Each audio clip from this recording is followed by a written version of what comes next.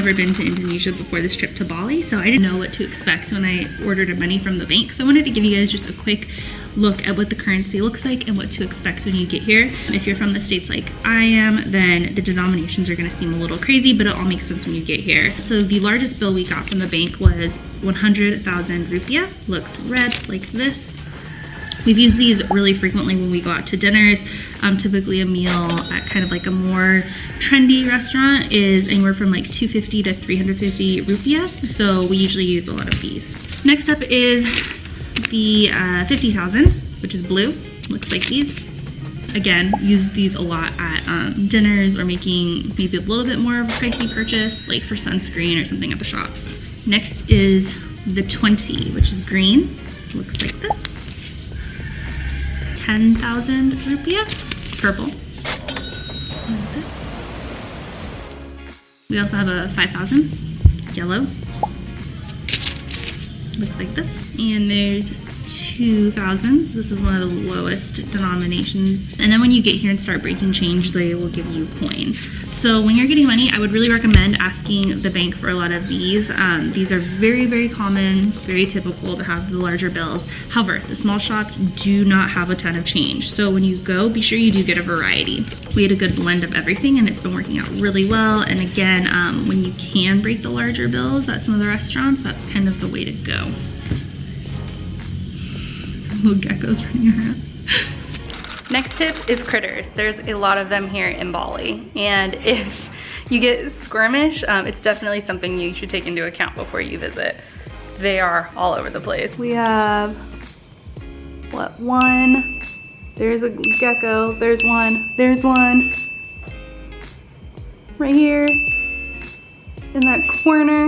Yeah, they're all over the place. Next tip is gonna be about bug bites. So, in Bali, there's going to be a lot of bugs, mosquitoes, flies, cute little lizards that eat the bugs, flying termites, ants. So what we found out is the closer you are to the beach and the water, there's less bugs. When we were in Ubud, there was a lot more bugs than Seminyak or Canggu. So we've been using the Sofel bug spray. And you can buy it at all the mini marts, markets, stuff here. So if you don't bring it with you, you're not out of luck.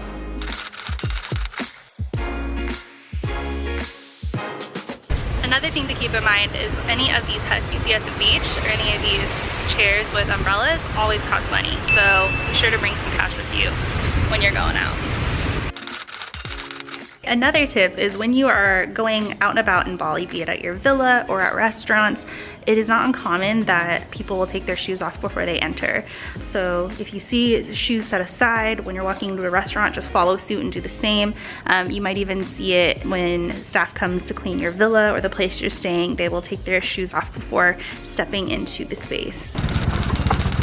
Next tip, motorbikes.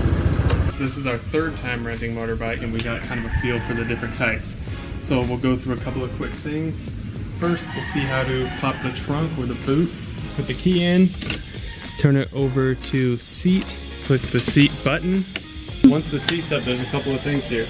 You have one helmet storage, which you should always get a helmet. Make sure your rental comes with one. And then you have the petrol. With the petrol, the two things that we've seen is they have actual petrol stations, which are kind of few and far between, like every 15 kilometers or more. And then what they have is at mini marts, markets, random people's stands on the street, they'll have a bunch of petrol bottles and you can get 1 liter at a time. The bike takes up to 4 liters, so fill as you want. It'll come with 1 liter when you get it, so something to think about. You might want to get petrol pretty quick.